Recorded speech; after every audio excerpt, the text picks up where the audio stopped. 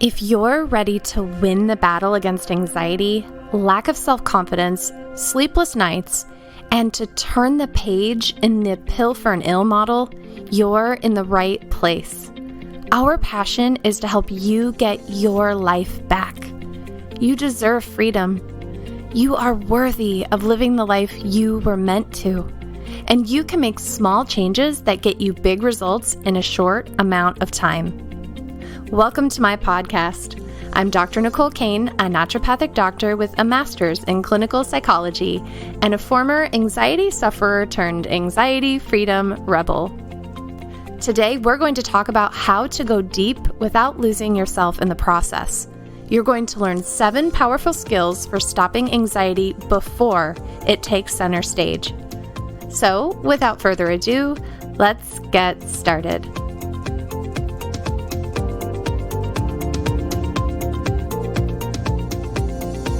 The first thing I want to say is that above all else, you must trust your inner self. Since we were born, we have been trained to obey others. And in doing so, we so often turn away from ourselves.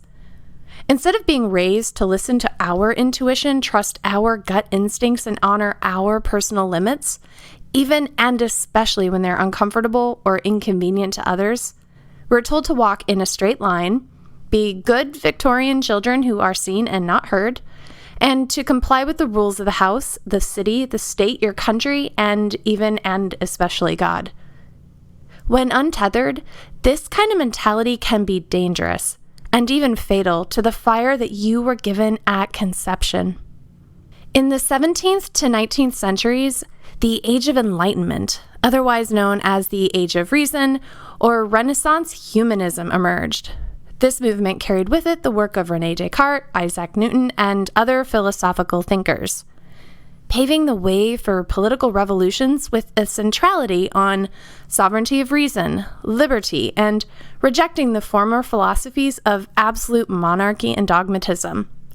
This Renaissance forever changed the fundamental expectations of human thought and, in part, served as a springboard for modern-day thinkers like Danielle Laporte, Elizabeth Gilbert, and Glennon Doyle. We live in a world where we are encouraged to question everything, heal at all costs, break down the iron curtain separating what was with what shall be. But the risk that follows is an adaptation of a dogmatic pendulum that is swinging so far to one extreme that we begin to adopt a toxic interpretation of sapere aude, which is Latin for dare to know. A toxic interpretation of dare to know. What I mean by this is that we go too deep, too fast, at the risk of crumbling beyond the point of repair. We burn down our house before the next is built. We stop going to church but fail to replace it with a new spiritual practice. We go down into a full split without stretching first. And we all know how that turns out. While deconstruction always precedes new creation, if we do not begin the process of building anew, once the old has gone, we will have nothing waiting for us. Discouraged by what felt like a never-ending therapeutic process and desperate for an answer claiming to have the solution to the stalemate she had found herself in, Emily had put the $1,000 conference ticket and airfare on her credit card, packed her bags, and flew south. Ignoring the red lights from her inner parts, she jumped down the metaphorical well. But she wasn't prepared for what she found. When her anxiety and racing heart told her to sit out on certain sessions, she challenged herself with extreme participation. When the knot in her stomach gripped, she shoved that aside and dug in deeper. She wanted to grow, after all. And how can you grow if you never step out of your comfort zone? She broke open all of her vulnerabilities, and in the spirit of evolution and ascension, she blasted through her well-constructed protective barriers and turned her skin inside out.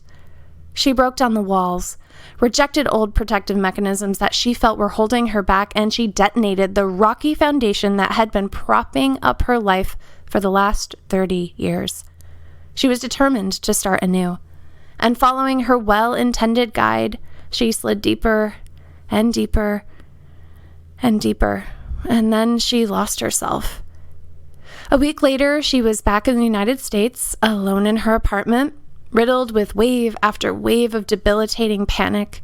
Her body was jerking uncontrollably, she hadn't slept in days, and visions of trauma after childhood trauma flashed before her eyes.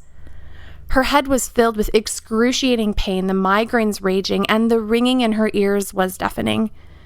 It wouldn't stop, and she was scared. She was afraid of what she would do if it didn't end, and she didn't know where to turn.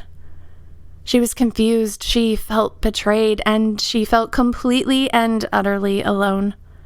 Her inner parts were screaming at her. Some of the voices enraged, while others wept uncontrollably. Sometimes, my love, more is not better. Your walls are there for a reason. Honor them. Your barriers are there to protect you. Thank them. Your inner voice is trying to speak to you. Listen carefully. Red light, yellow light, green light.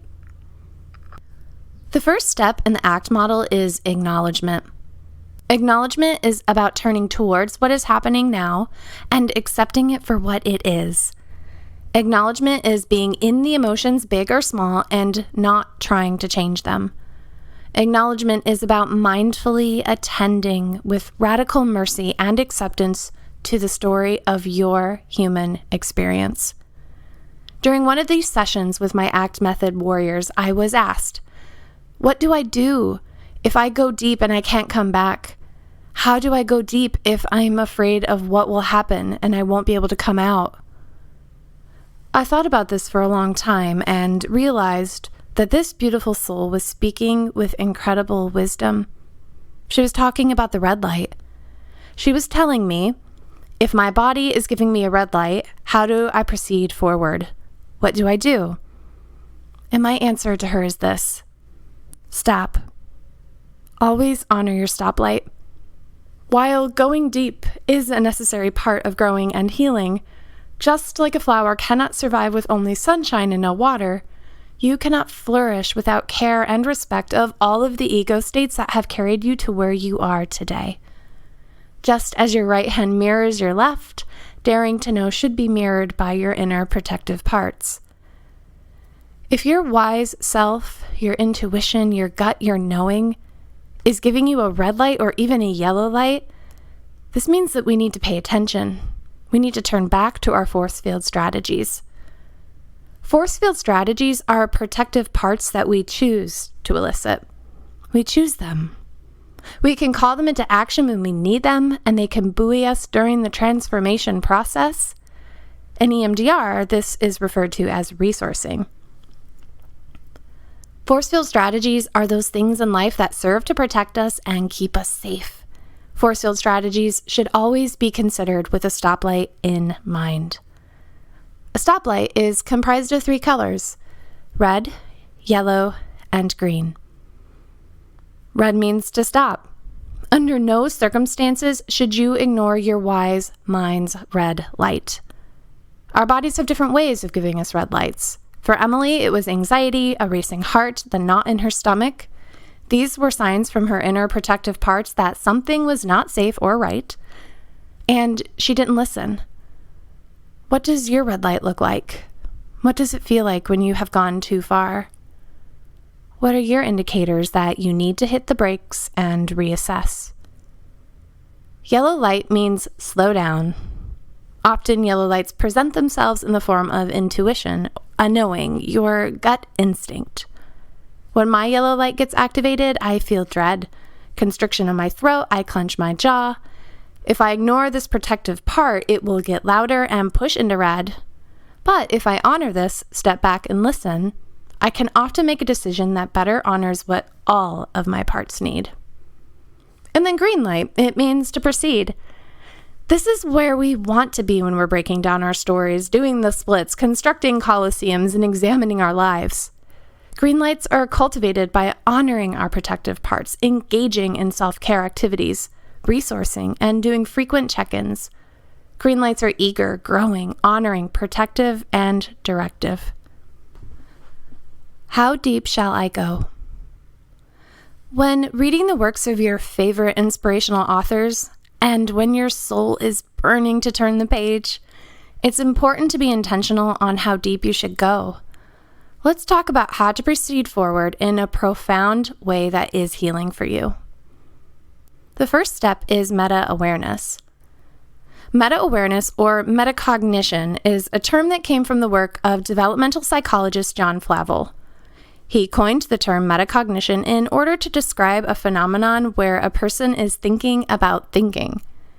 This is where we have a thought and we explore or acknowledge, and then explore what the thought is, why it's happening, how it's happening, what it means for you. Meta-awareness is noticing the content of your experience. It's going deep in the moment. Meta-awareness is the opposite of mindlessness. In order to go deep, in order to ascend in the sovereignty of reason and construct a new way of being, you must first practice meta-awareness. In order to do this, ask yourself questions like, what am I thinking right now? What do I think about what I'm thinking right now? How am I feeling about what I am thinking?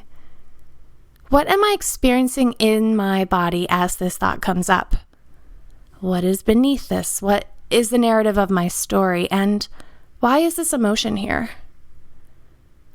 The second step I want to share with you today is resourcing.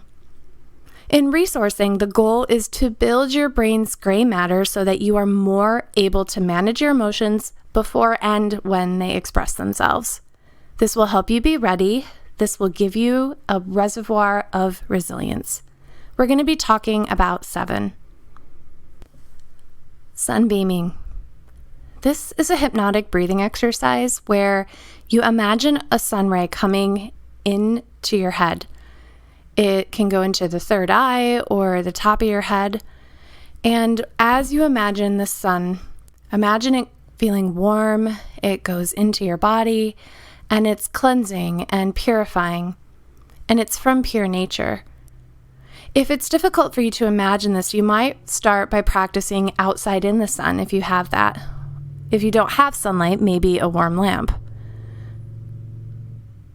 Whatever you do, whatever feels right, the exercise is to notice the warmth on your forehead, the third eye, and the warmth on the top of your head, and notice a small amount of heat and allow yourself to gently, mindfully amplify that physical sensation of warmth.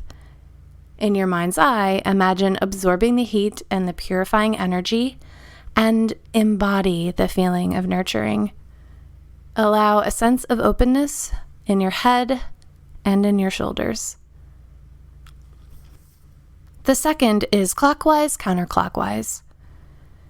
In this exercise, I want you to bring up a mildly disturbing memory and to concentrate on the physical sensations that emerge. There are no right or wrong answers, just drop in and notice. When you think of that memory, rate it on a scale of 0 to 10, where 0 is not at all disturbing and 10 is the worst.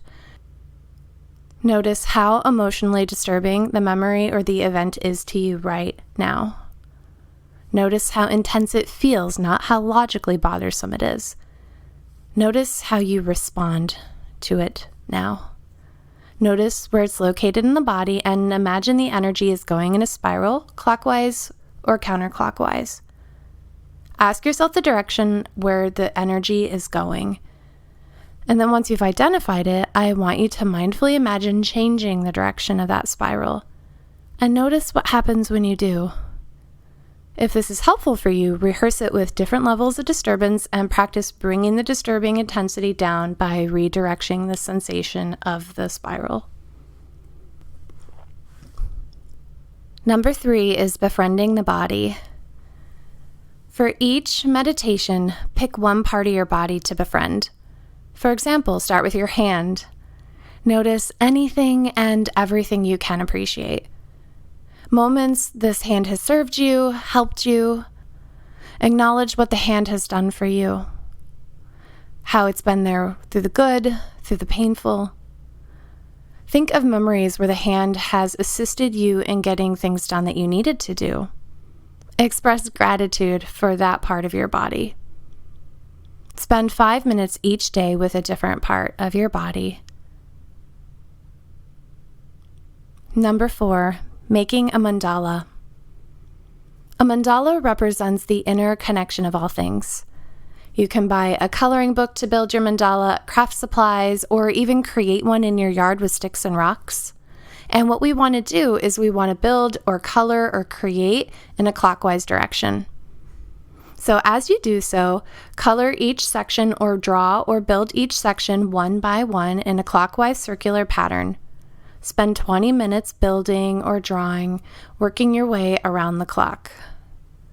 In life, we always have seasons.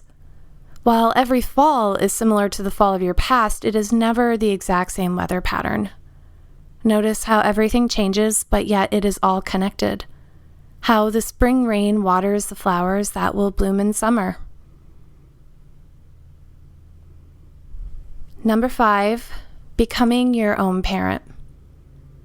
There is a part of you that is wiser than you. This is the knowing or the wise self, your intuition or your gut. This is the parent of yourself. All of our parents, no matter their intentions, will always fail us because they only know life from their own perspective. Your earthly parents cannot be your parents for your entire lives. At some point, you go out on your own, some while we're much younger and some while we're older. In this meditation, call upon your older, wiser self, your parent self.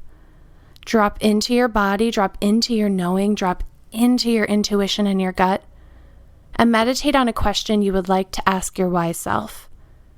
Wait as you meditate, drop into your body and out of your thoughts, and just notice what your gut says. Creative input. Our mind is full of thoughts, belief systems, and ideologies, and beneath the surface, oftentimes these belief systems are giving us false data. Do you have any parts of you that you feel are speaking words that are not life-giving, that aren't full in their truth? Where do those parts get these messages, and what is going into your brain to reinforce these messages? Most people spend more than 2 hours each day consuming social media, the news, television, that somebody else is curating, and that is going into your brain. Spend 20 minutes each day intentionally identifying a positive source of input, like poetry or Rumi, a book, a podcast. Change what is going into your brain so that what comes out is what you want. And then number 7 is breathing shift. Bring up a good, happy, or positive memory, and then notice where you feel that in your body. Notice where the breath is when you think of this positive memory. Once you've identified it, place your hand over that area of your body and continue breathing and noticing. Then next, bring up a different memory, one that has a low level of disturbance, and notice how your breath changes. Place your hand over that location of your body, and then breathe for a couple of moments. And then the last step is to keep noticing that thought, that disturbing message, that image, but place your hand back on that first positive location. Deliberately change your breathing pattern accordingly, and notice the disturbance dissipate. The final thing I want to share with you is the importance in doing this work in bits and pieces. Limit how much you take on and for how long. Always set an end cap to your work so that it is manageable and structured. This will give you a sense of safety and empowerment in doing deep work. If it's hard to self-stop, then either you may be going too far, too deep, too fast, or maybe you need a helper, somebody who can come and redirect you out. Make sure you plan ahead for that. Imagine everything that you're feeling is in a protective box, and instead of opening the box and dumping it all out, select one item from the box. Start with something small and work on one aspect of it or one element of that thing, and then when you're done, mindfully put it back so that you can continue to work when you are ready.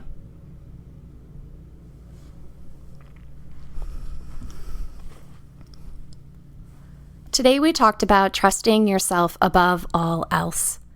We explored how to listen to your inner self, your wise self, your intuition, your gut, your knowing, whatever you want to call it. You dove deep into understanding your stoplight and remembered the value of your protective parts. And finally, we tipped our toes into meta-awareness and we went over 7 skills for effective resourcing. These skills have been shown in clinical research to be effective, but you have to show up for yourself day after day, and don't give up. Me and my team will be here for you every single step of the way. Remember, you are never alone, and there is always hope. Hey everyone, thanks for listening. This has been Dr. Nicole Cain. If you love what you're hearing and are eager for more, please hit the subscribe button. It helps me know that what we're doing is valuable for you. If you want more free information on how to get your life back, check out my website at www.drnicolecain.com. You can send questions, learn about consulting with me directly, and even preview our online courses. We also have a free and private Facebook membership group, and you can find it by simply going to Facebook and searching for Anxiety Freedom 1 Week Challenge. We'd love to meet you and learn more about how we can support you in getting your life back. And now for the disclaimer. The recording you just listened to